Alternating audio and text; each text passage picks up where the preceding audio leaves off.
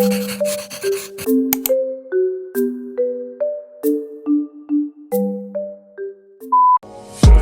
Sunday on the blues. We looked happy, but I was going through it. Yeah, all my senses really knew it. Said to end it, but I was leaving you and picking daisies, contemplating. 'Cause you say things, but never really do. Yeah, you're never pulling through for me.เที่ยววันหยุดรอบนี้ออกจากถนนพระราม2มุ่งหน้าราชบุรีค่ะ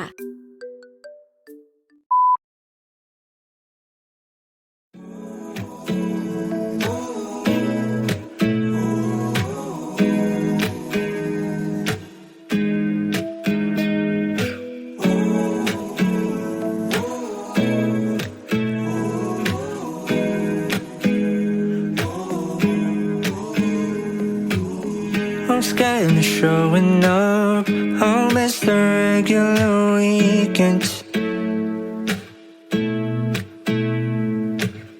Don't tell me way too much. I never know if you mean it.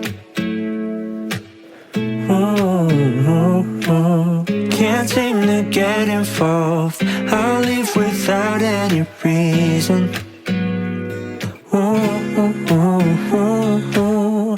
I don't expect your calls, won't even wait too long, but I can try to speak as I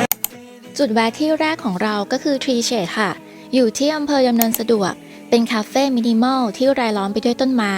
มีบ่อปลาโซน outdoor นั่งชิล แล้วก็มีโซน indoor แอร์เย็นฉ่ำ นอกจากเครื่องดื่มแล้วก็มีเมนูอาหารด้วยค่ะ Tree Shade เปิดบริการทุกวันปิดวันอังคารยกเว้นวันนักขัตฤกษ์ 8:30 ถึง 6 โมงเย็นค่ะสิรีพาทิสเซอรี่ร้านเค้กชื่อดังของจังหวัดราชบุรีเป็นจุดแวะที่ 2 ของเราค่ะ ตัวร้านจะเปิด 9 โมงเช้าปิด 5 โมงเย็นแล้วก็หยุดทุกวันพุธนะคะ ที่นี่จะมีเค้กมากกว่า 20 รายการ แล้วก็มีเค้กผลไม้ตามฤดูกาลด้วยค่ะ ฟ้าสั่งเค้กมะพร้าวกับบานอฟฟี่แต่ว่าเค้กมะพร้าวถ่ายไม่ทันนะคะ ก็เลยเหลือแต่บานอฟฟี่ไว้ให้ดูกันค่ะ แล้วก็ส่วนพนักงานต้อนรับที่นี่จะตัวสีส้มๆนะคะ ด้านหลังจะติดกับแม่น้ำแม่กลองถ้าเกิดใครมาตอนเย็นก็ออกมานั่งชมวิวกันได้ค่ะ ออกจากบ้าน 9 โมงเช้าแวะ2คาเฟ่ตอนนี้เราจะมาเช็คอินที่พักกันแล้วค่ะ ที่นี่คืออินเลยาราชบุรีค่ะ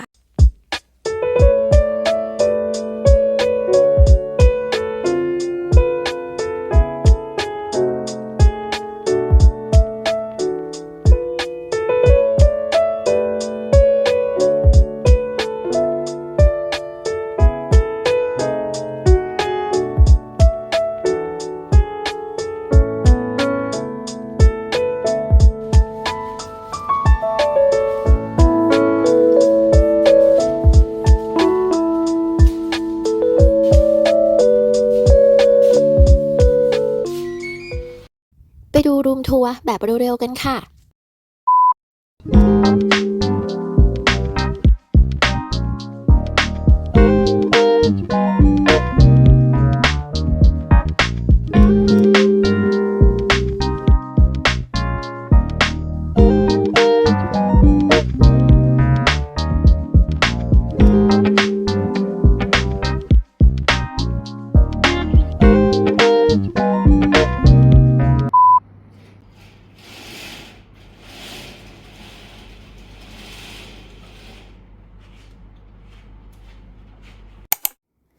ฟ้าเข้าพักในห้อง Sun Kiss นะคะ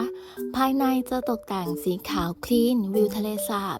ห้องพักอยู่บนชั้น 2 ค่ะ มีฟรีน้ำดื่ม ชากาแฟ Wi-Fi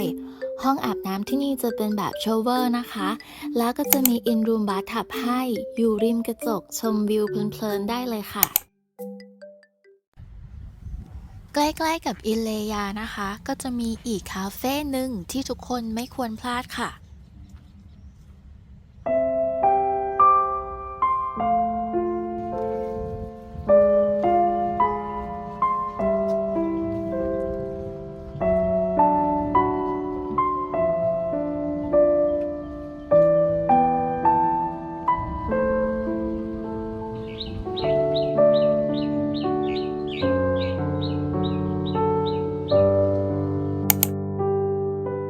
ระท่อมอินทาคาเฟ่บนเนินเขาเล็กๆที่เริ่มต้นจากการปลูกผักด้านหน้าจะมีสระบัวด้วยนะคะตรงนี้ไปถ่ายรูปกันได้ค่ะ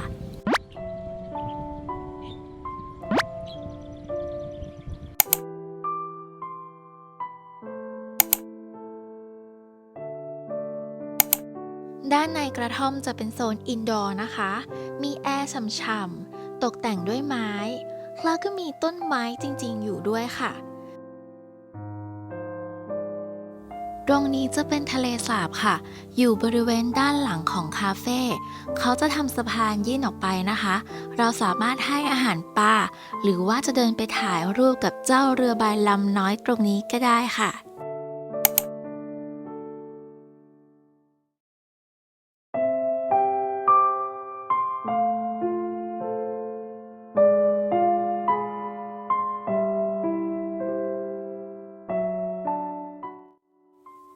หม้อไฟเกาหลีเนื้อวากิวกับเนื้อกระทะก็เป็นมื้อเย็นของเราวันนี้นะคะที่เลคแกมแอดอินเลยาค่ะ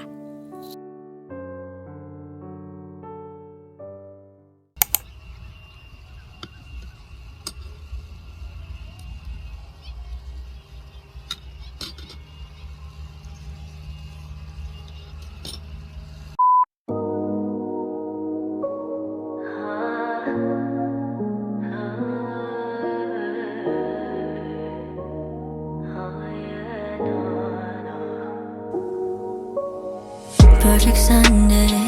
on the blues. We looked happy, but I was going through it. Yeah, all my senses really know it. Said to end it, but I was leaving you and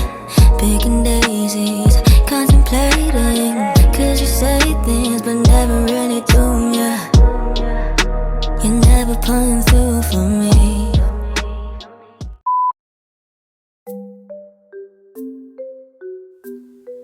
เช้าวันที่2แล้วค่ะวันนี้ฟ้าก็เริ่มต้นวันด้วยการมาที่สระว่ายน้ำก่อนเป็นที่แรกเลยค่ะ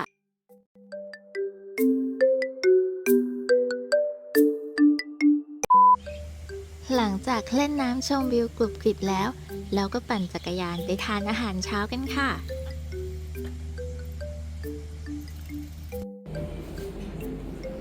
อาหารเช้าที่นี่จะเป็นแบบบุฟเฟ่นะคะก็จะมีทั้งพวกซีเรียลชากาแฟนมน้ำส้มนะคะมีอาหารแบบไทยคือเป็นพวกข้าวต่างๆมีขนมปังแล้วก็มีพวกสลัดนะคะเดี๋ยวเราทานอาหารเช้ากันเสร็จแล้วเราก็จะเช็คเอาท์เลยค่ะที่สุดท้ายนะคะที่จะแวะก่อนกลับกรุงเทพจะเป็นจุดอันซีนจังหวัดราชบุรีมุมลับภูผาแรดค่ะมุมลับนี้นะคะเราสามารถมาตาม GPS ใน Google Map ได้เลยมีที่จอดรถอยู่ด้านหน้าค่ะบริเวณที่ตรงนี้นะคะเคยเป็นแหล่งสัมปทานระเบิดหินที่ถูกซ่อนไว้กลางหุบเขามานานหลายปีค่ะซึ่งผาหินแกรนิตสูงชันตรงนี้จะมีรอยเว้าแหว่งของหินจากแรงระเบิดก็เลยถูกเปรียบเทียบความแข็งแกร่งว่าเป็นเหมือนกับแรดนะคะมันก็เลยเป็นที่มาของชื่อภูผาแรดค่ะนอกจากจะมีมุมลับให้ถ่ายรูปแล้วนะคะถ้าใครอยากดับร้อนตรงนี้ก็มีร้านกาแฟลับน่ารักด้วยค่ะวันนี้ก็หมดทริปราชบุรี2 วัน 1 คืนของฟ้าแล้วนะคะอย่าลืมกด Subscribe กดกระดิ่งเพื่อพบกันใหม่ทริปหน้านะคะสวัสดีค่ะ